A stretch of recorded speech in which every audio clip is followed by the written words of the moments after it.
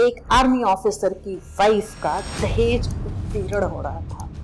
Exam का time आया, admit card आ गया, टिकट्स हो गई, सब कुछ हो गया और पता चला कि एग्जाम करने नहीं जाना। घर में हेल्पर थे, घर में कुक था, घर में बहुत कुछ था, लेकिन सुकून नहीं था।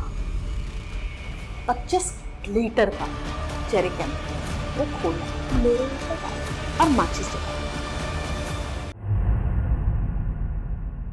मैं डॉक्टर प्रियंका झा, बेगूसराय नवोदय विद्यालय बिहार से हूँ। बिहार अपने आप में एक बहुत ही बेहतरीन राज्य है। बहुत बार मैंने सुना है कि आप बिहारी नहीं लगते, और इस सवाल से मैं हमेशा मुस्कुरा के मैंने जवाब दिया है, शायद आप बिहारी से, सही बिहारी से मिले नहीं। नवोदय से शिक्षा प्राप्त करने की वजह से मुझ में एक डिफरेंट स्किल नज़र आता है, ऐसा लोग कहते हैं, और मैं खुद भी महसूस करती हूँ कि नवोदय की स्टूडेंट होने की वजह से, वहाँ से शिक्षा प्राप्त करने की वजह से मुझ में बहुत कुछ अलग है।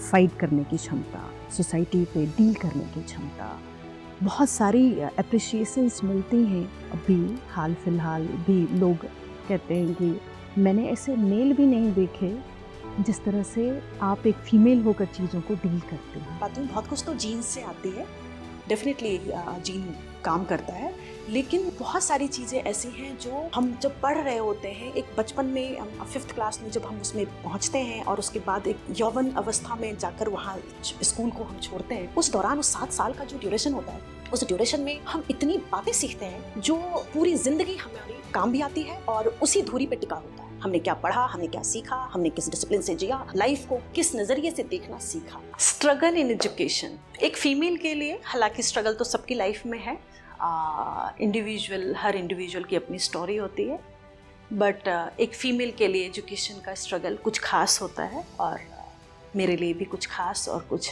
ज़्यादा सा रहा। शादी कर दी गई क्योंकि मजबूरियां थी घर की, और मैंने भी देखा कि भाई लड़के फैमिली अच्छी है और शायद वहाँ पढ़ने में कोई दिक्कत नहीं आएगी। जब इस तरह का माहौल बन रहा है, रोज़ एक लड़का लिया जा रहा है कि आज इससे शादी, आज उससे शादी, शादी शादी, तो मुझे लगा कि सबसे पहले शादी कर लो और फिर पढ़ो। तो उस शादी में मुझे एक ये दिखा, आर्मी ऑफिसर से शादी हो रही है, उसके बड़े भाई भी आर्मी ऑफिसर हैं, उनके डैडी भी एयरफोर्स में है, तो पढ़ाई तो कोई रोकेगा ही नहीं, एजुकेशन मतलब अच्छी फैमिली है भाई।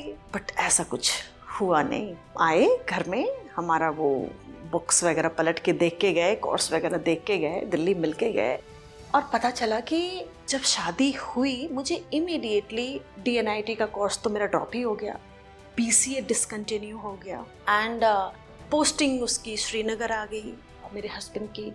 मुझे जब श्रीनगर जाना पड़ा तो वहाँ उस टाइम पे फ़ोन का ज़माना इस तरह से नहीं था कि हर हाथ में फ़ोन होता था, नहीं, 1-2 मिनट के लिए कॉल्स बुक होती थी श्रीनगर से, और फिर हमारी बातचीत वहाँ को माँ से या किसी से होती थी। वो दिन में आप एक आधी बुक कर सकते थे, तो हम घर से हमेशा ट्रंक कॉल बुक करते थे और बात होती थी। इस दरमियान मेरे भाई की, क्योंकि उस शादी को बड़े ही बहुत कम दिनों में उसको तय करके और देवघर में जाके शादी कर दी गई थी, 4 दिन में पता नहीं चला, और मैं भी सोच रही थी कि भाई शादी हो जाए उसके बाद अब कुछ देखेंगे।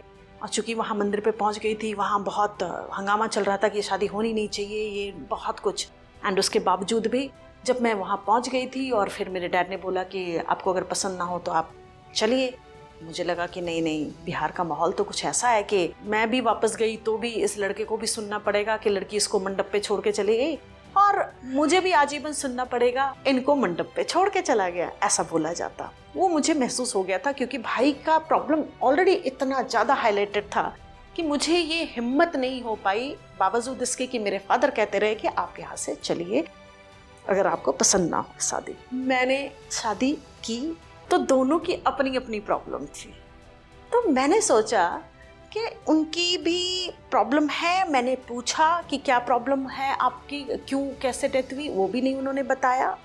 कुछ इमोशनल सा ऐसा कुछ बोला कि मेरे पास तो सब कुछ है, बस एक पत्नी नहीं, ये नहीं है। वो बच्ची को देख के हम इमोशनल हो गए, फैमिली भी और मैं भी, बहुत छोटी सी बच्ची। हमने सोचा उस बच्ची का क्या रोल है, क्या परेशानी, क्या दिक्कत हो सकती है उसकी, कोई दिक्कत नहीं है, शादी कर ली जाए। वो शादी संपन्न हुई, तो जैसे ही शादी हुई तो मैं तो सोच रही थी कि मेरी तो पढ़ाई स्टार्ट होगी, मेरी पढ़ाई स्टार्ट नहीं हुई और अंदर ही अंदर ये बन गया कि इसको पढ़ाना नहीं है। वो बच्ची, ऑल्दो उनके परिवार की जो भाभी थी वो उसको पालने को तैयार थी कि हम उसको पालेंगे, हम ये करेंगे, लेकिन मुझे लगा कि हमने इस जिम्मेदारी को लेकर शादी करी है तो हमें इसको निभाना चाहिए, और हम उनको लेकर गए साथ में और उनको पालने लगे और बहुत अच्छे तरीके से पालने लगे और अपना धर्म निभाया। लेकिन कहीं ना कहीं इस बात का दुख होता रहा कि मेरी पढ़ाई छूट गई है। और इस तरफ मेरे भाई ने दिल्ली में, मेरे से साथ जो भाई रहता था मेरे जस्ट बाद वाला, उसने दिल्ली यूनिवर्सिटी में कॉरेस्पॉन्डेंस कोर्स इंग्लिश ऑनर्स में एडमिशन करवा दिया था ताकि इसकी पढ़ाई न रुके। तो वो पढ़ाई कंटिन्यू हो गई तो वो बड़ा अच्छा लगा। तो चलो उसको एग्ज़ाम करने जाना है और बाकी सारी चीज़ें देखेंगे।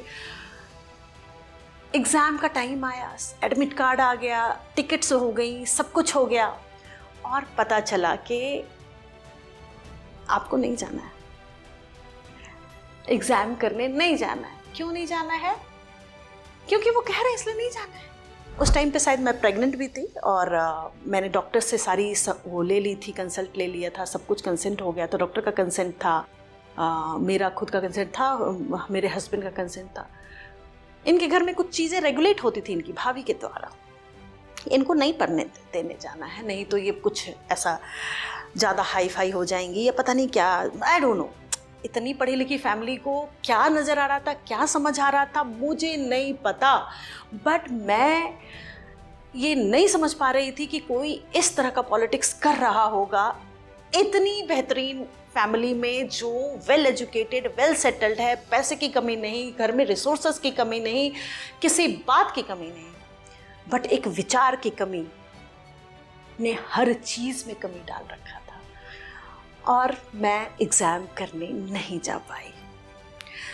जब मैं एग्ज़ाम करने नहीं जा पाई तो वो मेरे दुख की पराकाष्ठा थी और मुझे महसूस होने लग गया था कि शायद गलती हो गई है, गलती तो हो गई है। एनीवेज, मेरा धर्म था, मैंने उस बच्ची को पाला, बहुत बेहतरीन ढंग से पाला, अपनी पूरी कोशिश की जितना मुझसे हो सकता था।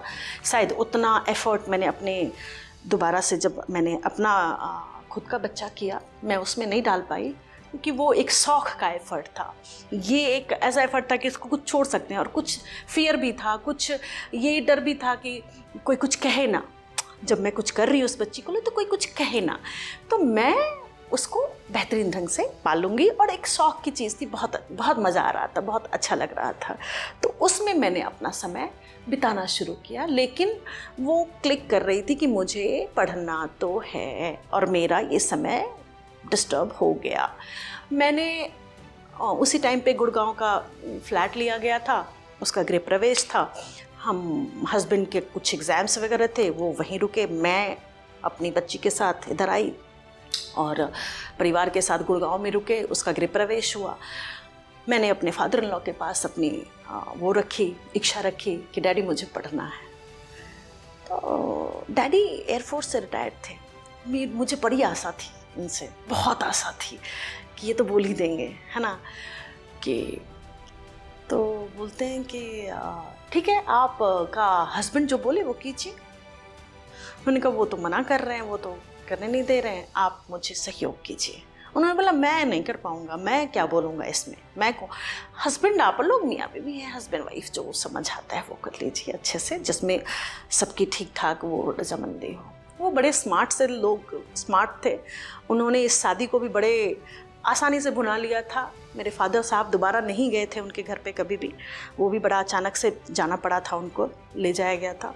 और उसी में ये बात हो गई थी कि हाँ, और फिर मेरे फादर साहब ने बाकी परिवार पे डाल दिया था कि अगर अनुपम को, मैं अनुपम हूँ घर पे, इसको समझ आती है और ये बात होती है तो हम देख सकते हैं।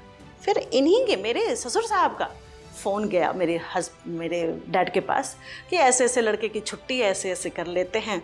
तो मेरे फादर बोले हम नहीं कर सकते, इस टाइम पे शादी करने की स्थितियाँ मेरी नहीं हैं, हम खड़े होने की स्थिति में नहीं हैं। इन्होंने कहा अरे हम भी भगवान के द्वार में चलते हैं, फिर इसकी छुट्टी नहीं होगी, ये नहीं। बड़े आराम से उन्होंने भुना लिया इस शादी को।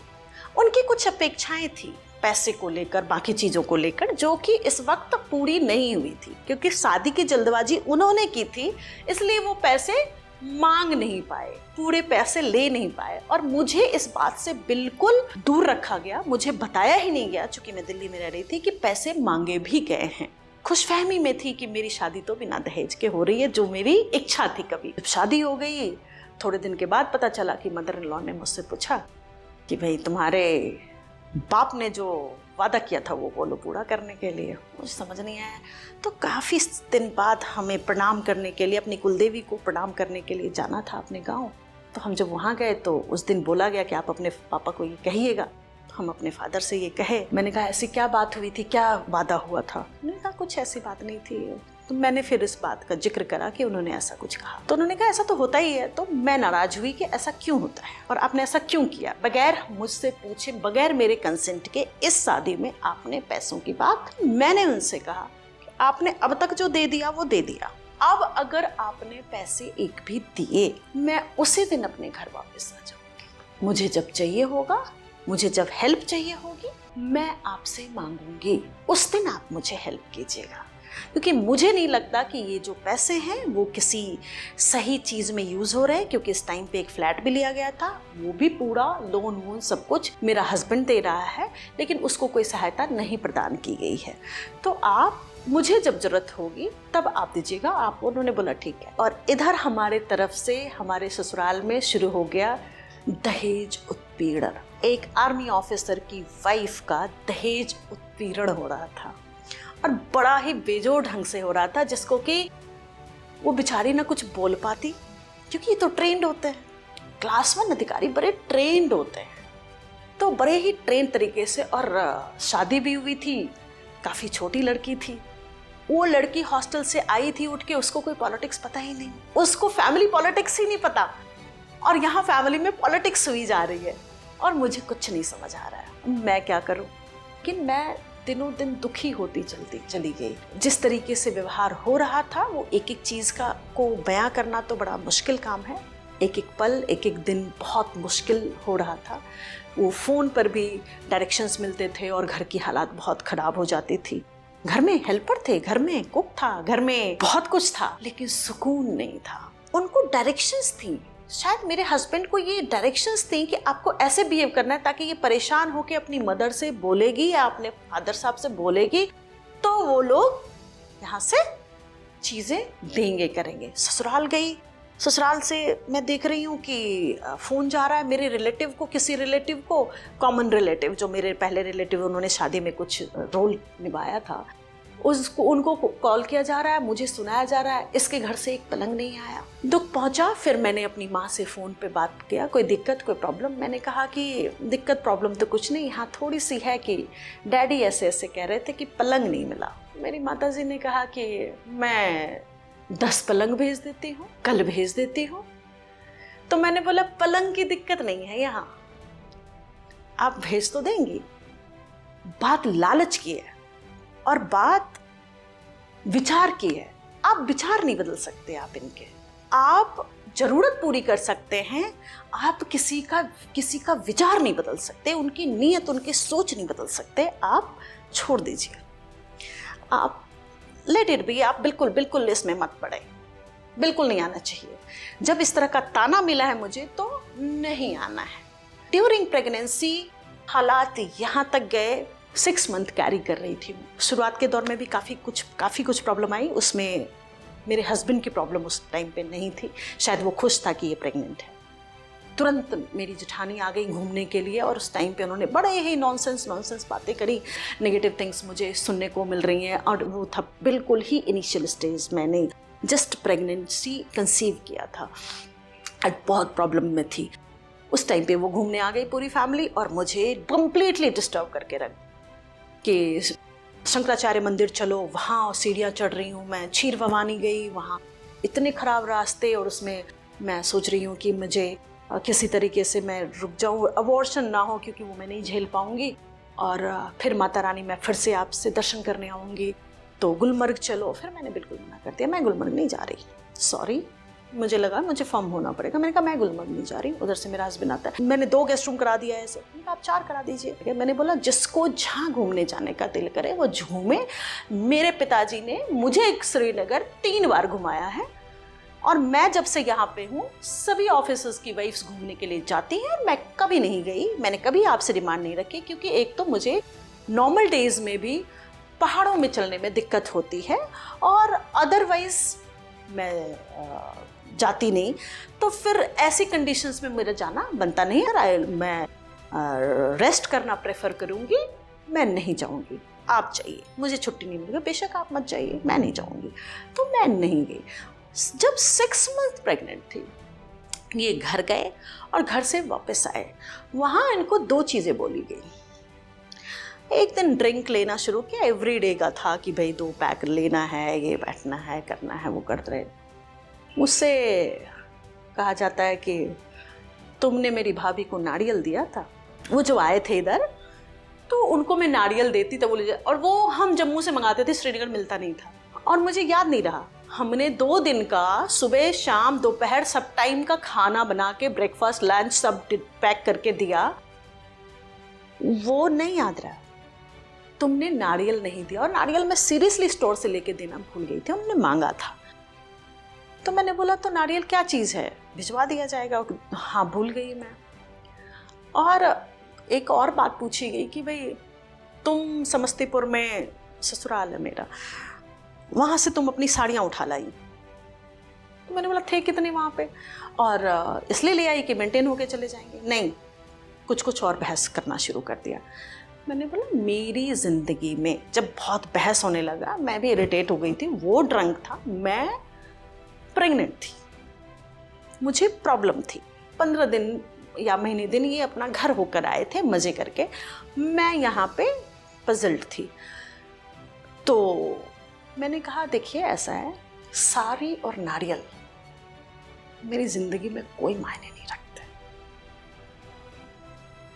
जिसको जितना चाहिए उतना ले ले, और जो जब चाहिए आप कहिए कितना साड़ी पहुँचाना है पहुँचाना। जब मैंने बोला, जब ये बात बोला तो उनको अपने आप में डीमीनिंग लगा और बात को इतना बढ़ा दिया बोल बोल के, और उस टाइम पे बोलना शुरू किया, आप कुछ भी आप बोलो या मत बोलो वो बोलता रहेगा।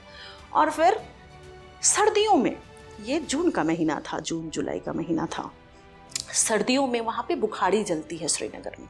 तो बुखाड़ी में वो आग जलाई जाती है ताकि आपका घर कंफर्टेबल रहे। तो बुखाड़ी कई तरह के होते हैं, कोयला भी जलता है और केरोसिन बुखाड़ी भी होती है। तो इस कारण से हम लोग, हस्बैंड सप्लाई डिपो में थे, तो वो आके सीढ़ियों के नीचे रखा हुआ था। वो जेरिकन तब से पड़ा हुआ ही था, वापस नहीं गया था। वो 25 लीटर का जेरिकन वो खोला, मेरे ऊपर डाल दिया और माचिस जला रहा। और मैं भी बैठी हुई कि मेरे बस का ही नहीं था कि मैं उठ के उनसे छीना चपटी कर लूँ या कुछ कर लूँ। वो माचिस गिर गई, और थैंकफुली घर में माचिस और थी नहीं। माचिस गिर गई, वो हो गई गीली। 2-3 माचिस उन्होंने जलाया और वो जली नहीं, और क्या हुआ, और फिर वो माचिस गिर गई, जली और बुझ गई, ऐसा कुछ हुआ, और फिर गिर गया। लेकिन उस टाइम पे मेरी क्या हालत हुई होगी, मेरी क्या हालत थी, मुझे कुछ समझ में नहीं आ रहा कि ये एंड ऑफ लाइफ है, ये साड़ी और नारियल के लिए। वो साड़ी और नारियल के लिए नहीं था, वो कुछ और ही प्लानिंग थी। और तब मुझे समझ आया कि ओहो, इनकी जो प्रीवियस वाइफ थी वो भी प्रेगनेंसी के दौरान एडमिट होके बच्चा और माँ दोनों की डेथ हो गई थी। That is just because of this kind of behaviour, just that led to this. ये मुझे बिल्कुल समझ आया, एंड मुझे लगा कि मैं भी आज यहाँ पे फिनिश्ड हूँ। नहीं हुई उसके बाद, मतलब वो जो हुआ और वो गया गैस वैस ढूंढने के लिए या कुछ करने के लिए, इतने में मैंने अपने दरवाजे बंद, अपने कमरे में जाकर मैंने दरवाज़ा बंद कर लिया। तब तक चीज़ें जो भी हुई होंगी, बहुत परेशान रही, बहुत तबीयत खराब हुई, नहीं गई एमएच। अगर एमएच जाती तो उसकी नौकरी चली जाती।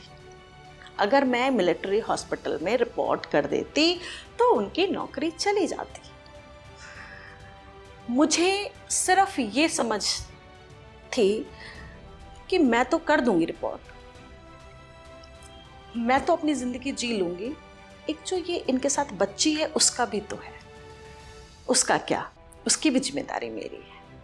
तो ये सोचकर मैंने वो नहीं किया। हालांकि हर यूनिट में एक आधी ऑफिसर की वाइफ से मेरा अपना कांटेक्ट था और अच्छा वो हो जाता था। इस तरह के हालात में फिर 8 मंथ में भी ऐसा कुछ हुआ। ऐसे करते कराते मेरी डिलीवरी हुई और मैं आ गई झांसी। अब मेरे एजुकेशन के उसमें एक रास्ता मिला, क्योंकि श्वेता को पढ़ाने के लिए एक ट्यूटर को बुलाया था हमने। उस ट्यूटर से हमने रिक्वेस्ट किया कि सर मेरा एक एडमिशन करा दीजिए और ऐसे जगह पे एडमिशन का। तो उन्होंने बोला अपना सब्जेक्ट बताइए। मैंने बोला फिजिक्स केमिस्ट्री बायोलॉजी था, आप जूलॉजी से करवा दीजिए, आप किसी और से करवा दीजिए। उन्होंने बोला इन सब चीज़ों के लिए यूनिवर्सिटी में करना पड़ेगा और आपको क्लास जाना पड़ेगा। मैंने बोला ऐसा कुछ नहीं हो सकता सर कि मैं क्लास ना जाऊँ और एग्ज़ाम कर लूँ और पता ना चले। उन्होंने बोला कि फिर तो आपको छोटे मोटे कॉलेज से करना पड़ेगा। तो मैंने बोला वही सही, लेकिन मेरा समय ना बर्बाद हो। मैंने बोला फॉर्म भरा रहा है, अभी एग्ज़ाम का फॉर्म 1 हफ्ता बाद भरने जा रहा है, तो मैं देखता हूँ अगर आपका एडमिशन हो सकता है। मैंने बोला ठीक है सर। और मैंने उनको बहुत कम पैसे लगे, बहुत कम। मैंने उनको जो भी पैसे लगे फॉर्म के वो दिए, वो मुझे फॉर्म ला के दिए, फॉर्म भरा मैंने और फॉर्म भर एडमिशन हो गया। और इधर एग्जामिनेशन फॉर्म भी भर गया 1 सप्ताह बाद। फर्स्ट ईयर का एग्ज़ाम मेरा ऐसे हो गया जैसे, और मेरे हस्बैंड एक कोर्स आया हुआ था, वो बैंगलोर गए थे। तो जैसे ही मैंने वो बैंगलोर गए थे, इधर मेरा एग्ज़ाम था, मैंने एग्ज़ाम कर लिया। और एग्ज़ाम किया तो ड्राइवर को बता के रखती थी कि बताना कि मैं एग्ज़ाम करने गई। तो फर्स्ट ईयर का एग्ज़ाम तो यूँ ही हो गया, लेकिन सब्जेक्ट बदल गए। सब्जेक्ट में मुझे हिंदी, एजुकेशन और साइकोलॉजी एंड ये सब लेना पड़ा, जो कॉलेज में मिल रहा था। मैंने ले लिया बीए पास कोर्स, और बीए पास कोर्स की जर्नी स्टार्ट हो गई। सेकेंड ईयर का एग्ज़ाम आया, तब तक मेरे हस्बैंड की पोस्टिंग आ गई। अब ये हो गया था 2006। मैंने अपने हस्बैंड से रिक्वेस्ट किया कि बड़ी मुश्किल से श्वेता का एडमिशन हुआ है, नवंबर में जो जा रहे हैं तो अप्रैल तक सेशन को कंप्लीट कर लेते हैं। वो चाहते तो हो सकता था और इस घर को रिटेन कर लेते हैं, उसके बाद मेरा एग्ज़ाम होगा, सेकेंड ईयर का एग्ज़ाम करके मैं आ जाऊंगी। सहमति नहीं बनी। और इस दौरान मुझसे जो चल रही थी कि भाई करना है नहीं करना है, मैं पैकिंग कर रही हूँ, सब कुछ कर रही हूँ, इन्होंने मेरे फादर साहब को एक लेटर भेज दिया। मुझे पता ही नहीं, मुझे कुछ नहीं पता। इन्होंने कहा कि फादर साहब को लेटर लिखा, तो उस लेटर को पढ़ के मेरे फादर साहब को समझ आ गया कि भाई इसमें जो है ना बड़ा सोच समझ के पॉलिटिकल लेटर लिखा गया। पॉलिटिकल इन द सेंस कि लीगली कहीं करेक्ट होने की कोशिश की जा रही है। और मेरे फादर साहब एक बार इनके प्रीवियस वाइफ के पापा से जाके मिल चुके थे। इस दौरान उनकी छोटी बिटिया की शादी हुई थी, तो मैंने कुछ कुछ भेजा था, वो गए थे। उन्होंने इनसे बता दिया कि भाई बड़ी गलत शादी कर ली तुमने, हम तो फंसे ही थे, तुम कैसे फंस गए। और महसूस किया मेरे फादर ने, श्रीनगर आए, उनसे बातचीत ना करेंगे, मेरा हस्बैंड बात ही ना करे, बिल्कुल किसी से बात नहीं किया। मेरा छोटा भाई आया था, किसी से बात नहीं हुई।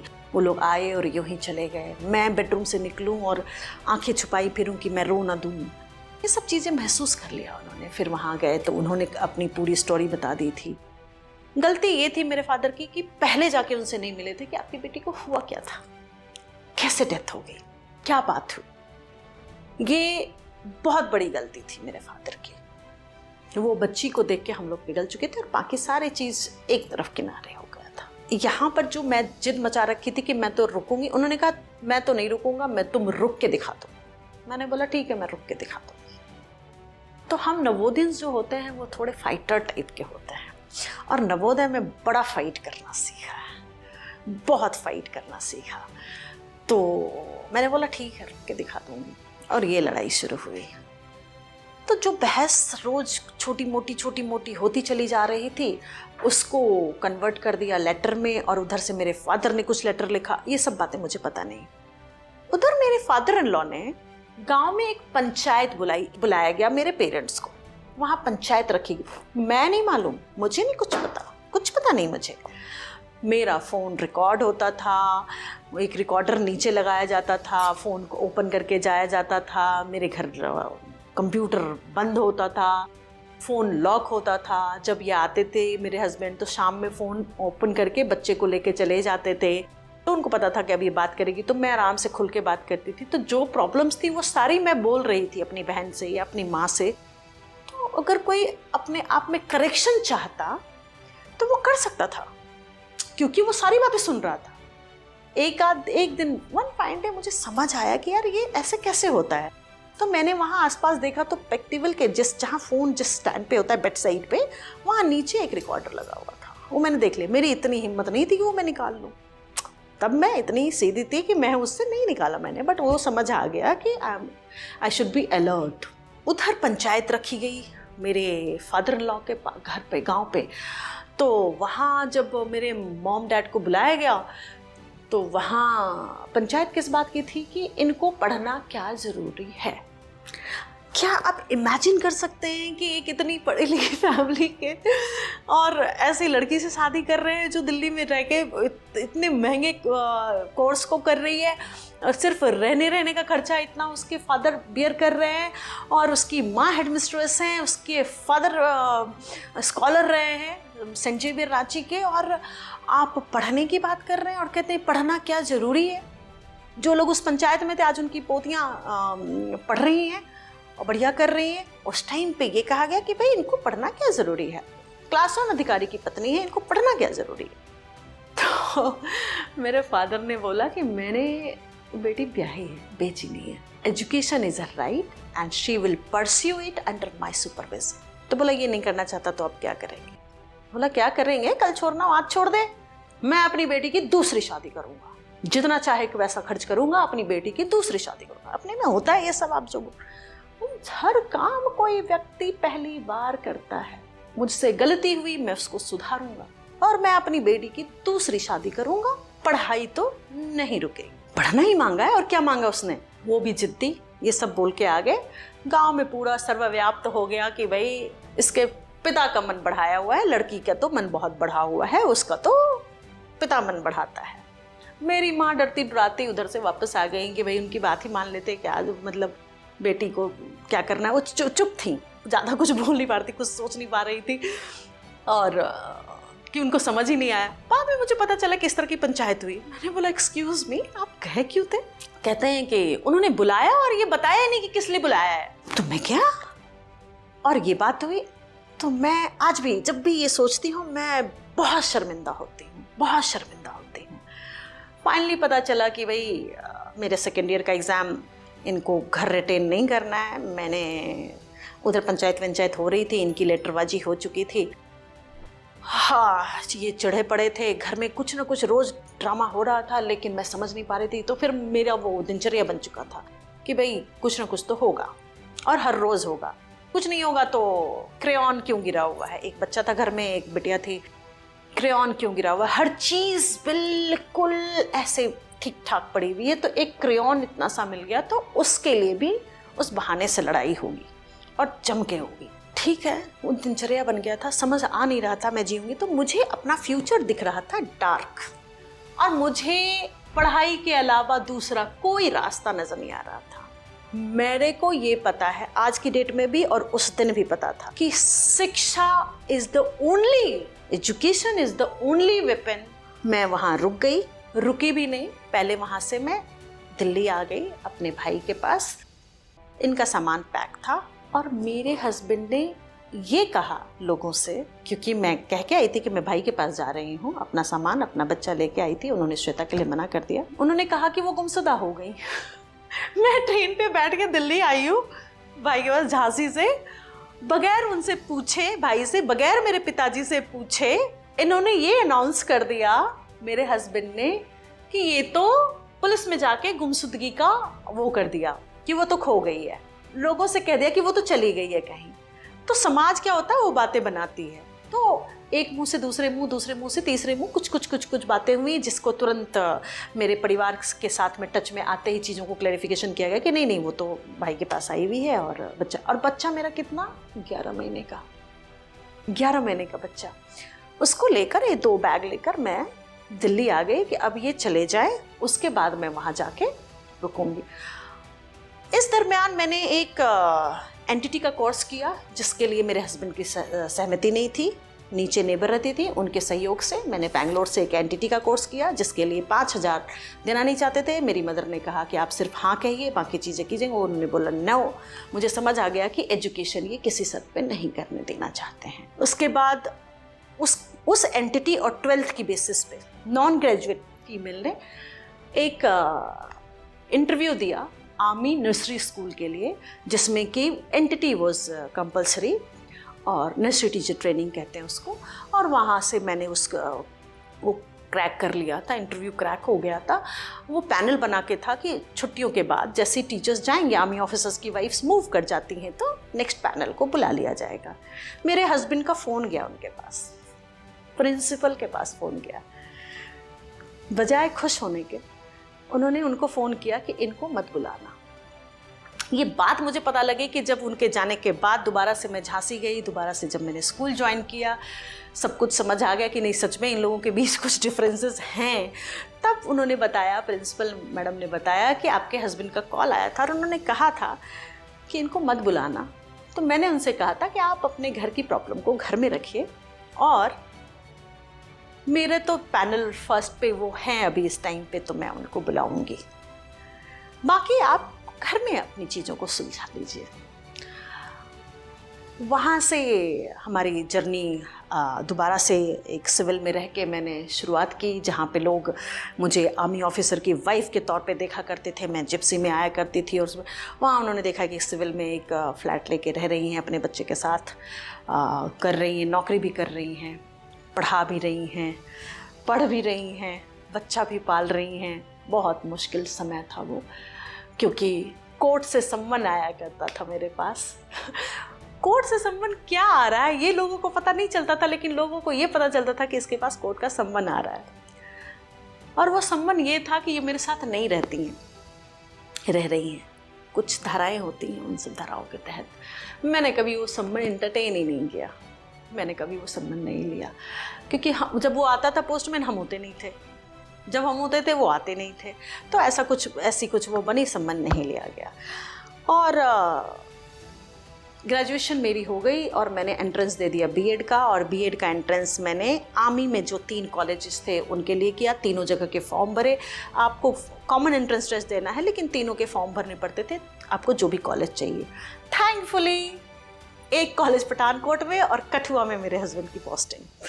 हमने उनको रिक्वेस्ट किया, हमने कहा मुझे एडमिशन करा दीजिए, आपको अपॉर्चुनिटी उनको देने की कोशिश की कि यहीं हम, आपका बच्चा भी रहेगा, यहीं मैं रहूँगी, आप हॉस्टल में, मैं यहाँ रह लूँगी। बोले नहीं, मैं गाड़ी नहीं दूँगा, ड्राइवर नहीं दूँगा, ये नहीं दूँगा। हमने कहा बस से चली जाऊँगी, मेरी बेइज्जती होगी। मैंने कहा कि गाड़ी मेरा भाई भेज दे रहा है, ड्राइवर भेज दीजिए, दे दीजिए, हाईवे पे मैं गाड़ी नहीं चला पाती हूँ। बोला वो भी नहीं दूंगा। मैंने बोला हॉस्टल में रख दीजिए, वीकेंड पे आ जाया करूँगी, आप बच्चे को लेके मिला दीजिएगा। वो नहीं होगा।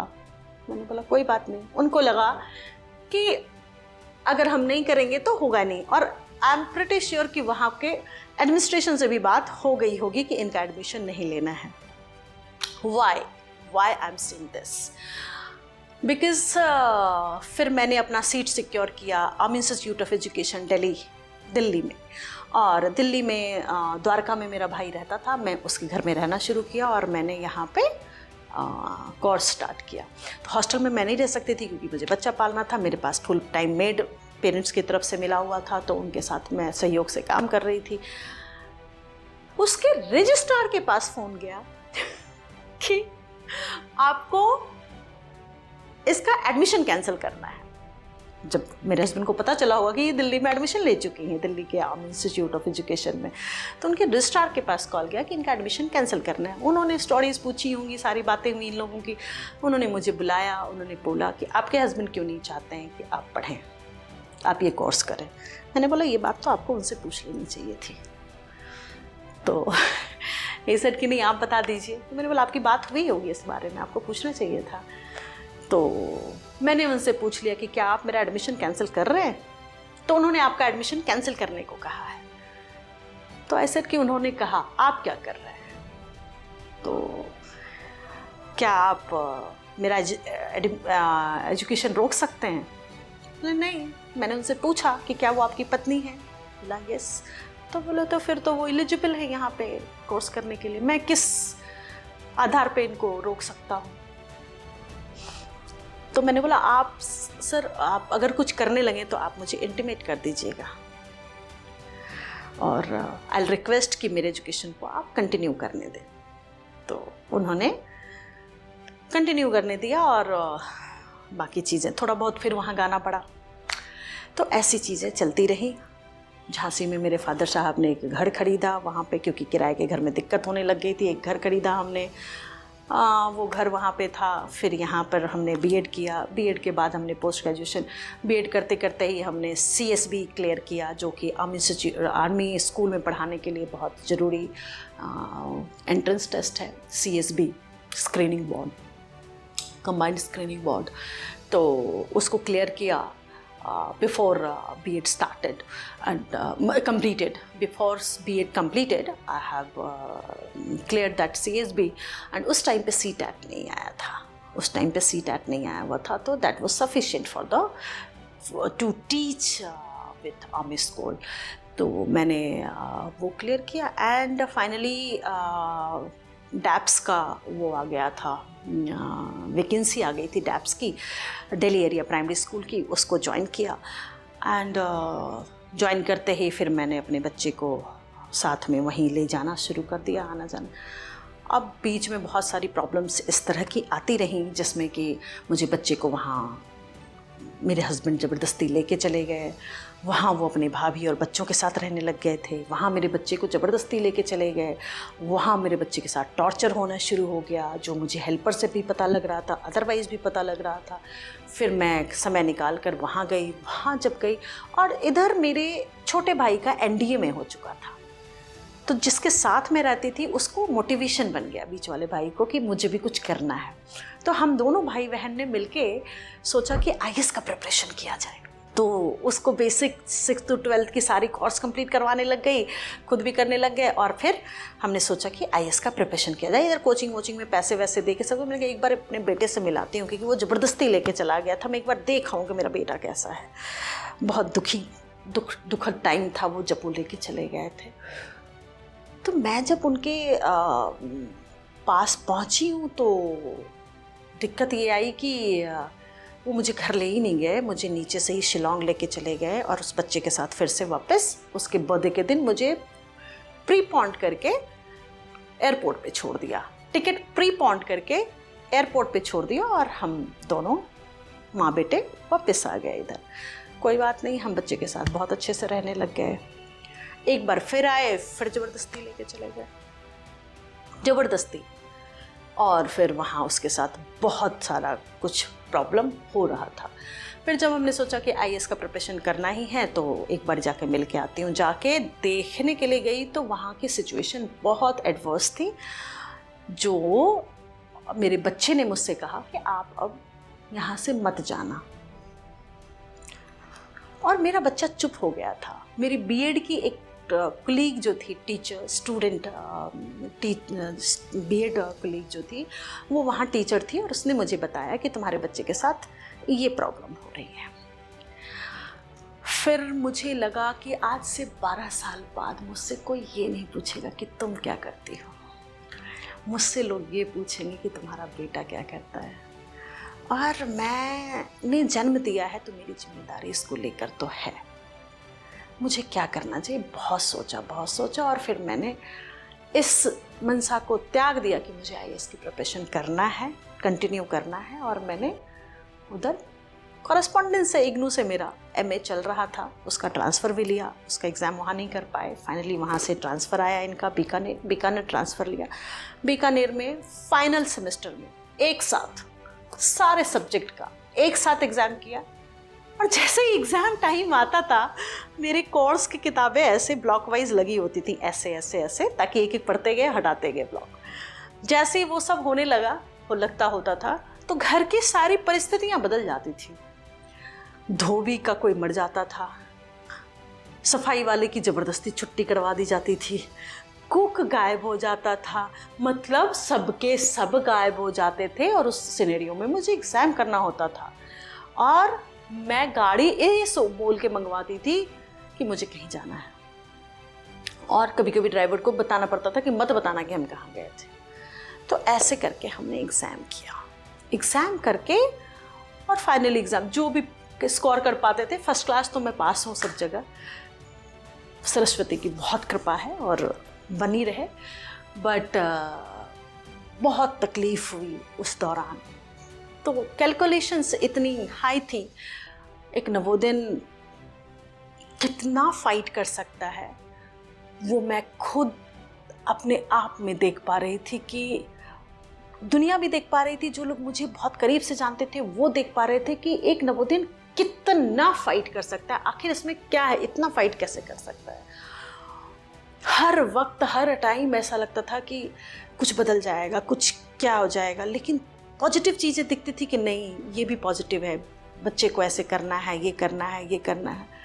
मेरे फादर साहब ने एक केस भी बनाया जब वो उस तरह की सारी प्रॉब्लम हुई थी कि इन पे दहेज पे इनका भी केस लगाया जाए और बाकी चीज़ें हों, क्योंकि जब मैं अकेली रह रही थी झांसी में तो ये इधर उधर से इंक्वायरी भी करें, डिस्टर्ब भी करवाएं, मैं परेशान भी हो रही हूँ, बच्चा भी पाल रही हूँ, कुछ मिल भी नहीं, उसके बावजूद भी तंग कर रहे हैं। तो इतना सब कुछ पहले ही भैया के कारण पूरी ज़िंदगी का उथल पुथल हो रखा है पूरे समाज में, एक ये वाला और ऐड हो जाएगा, और मैं अपनी एनर्जी इतने गलत डायरेक्शन में क्यों लगाऊं? एडवोकेट को पैसे दूं, एडवोकेट को, फिर ये एडवोकेट मुझसे पूछेगा, फिर उनका नहीं करना। वहाँ से मैं भाग गई और फिर साइन नहीं किया। फादर को गुस्सा भी आया कि क्या किया है, इतना कुछ प्रिपरेशन करके वहाँ से आई है, जाना है। मैंने बोला नहीं, मुझे नहीं करना। तो उसको सज़ा कैसे मिलेगी? मत मिले सज़ा, उसकी ज़िंदगी में सिर्फ यही सज़ा होगी पापा कि उसकी वाइफ की लाइफ में उसका कोई महत्व नहीं होगा। अगर समझने वाले के लिए ये सज़ा है तो सज़ा है, वरना मैं अपनी एनर्जी किसी भी गलत डायरेक्शन में नहीं लगाऊंगी। मुझे अपना बच्चा पालना है, मुझे अपनी एजुकेशन पूरी करनी है और मुझे लाइफ को अच्छी डायरेक्शन डालना है। नहीं तो इन एडवोकेट्स और इस कोर्ट कचहरी के में अगर मैं फंसूं तो मेरा दिमाग खराब हो जाएगा, मैं बिल्कुल अच्छा काम नहीं कर पाऊंगी। इसलिए मैं उस दिशा में नहीं गई और शायद आज तक फिर कोर्ट कचहरी का कभी नहीं सोचा। बीच बीच में सोचा, लगा कि नहीं हो पा रहा है, बहुत मुश्किल है, लेकिन फिर भी मुझे लगा कि इससे भी बहुत मुश्किल चीज़ें दुनिया में लोग जी रहे हैं, बहुत सारी मुश्किलों का सामना कर पा रहे हैं। तो मैं तो फिर भी बहुत एजुकेटेड हो चुकी हूँ, अब आर्मी स्कूल में पढ़ाने भी लग गई थी और पीएचडी की अपॉर्चुनिटी मिली, और पीएचडी बहुत ही स्ट्रगल के साथ मिला। शायद कुछ लोगों को हर चीज़ बड़ी स्ट्रगल के साथ मिलती हैं, उनमें से मुझे भी भगवान ने एक उसमें रखा था। तो कोई बात नहीं, उसी दायरे में हमने उस पीएचडी को कंप्लीट किया और कंप्लीट करते करते भी काफ़ी उस दरमियान छोटे भाई की जो एयरफोर्स में थे उनका देहांत हो गया और पीएचडी सबमिशन लेट हो गया। हालांकि 5वें साल में मैंने उसको कंप्लीट कर दिया था, जो कि मेरा टारगेट था कि मैं 4 साल में उसको जमा कर दूं, लेकिन भाई के निधन से डिस्टर्ब होने के कारण से एक बीच में फेज़ आया जिसमें मुझे ग्रेटर नोएडा में एक मकान ख़रीदना था, और उसमें मैंने फादर साहब का सहयोग ले लिया, भाई का सहयोग ले लिया, हस्बैंड का लोन कराया और वो घर खरीद लिया। और वो घर खरीदने के बाद उसको बनाने में, रेनोवेट करने में लगी रही। तो उसमें थोड़ा नौकरी करना छूटा, पीछे का जितना पैसा था वो सारा लगा, बहुत कम पैसा भेज के ये करके कि बहुत परेशान होगी तो ये नहीं करेंगे, लेकिन कारवां चलता रहा, काम होता गया। आज प्रोफेसर भी हूँ, पता नहीं कितने स्टीम्ड एग्जामिनेशंस ऑर्गेनाइज करवाए हैं, क्लिनिकल साइकोलॉजिस्ट हूँ, कितने और कोर्स कर लिए, एस्ट्रोलॉजी का। Hello friends, this is Navodin Talks, and this platform is wonderfully available for Navodiyans to share their journey, their life story, their autobiography, so that when you share it here, other your brothers and sisters get inspired to come over and share their journey. And I think this will be a very valuable platform where they are providing us a very good opportunity to share with, I don't know, many of us, many of our brothers and sisters will be benefited with it. And I'm sure this Nabuddin's talk is going to be a wonderful platform. So you do try for it. I'm recommending it. Jai Hind.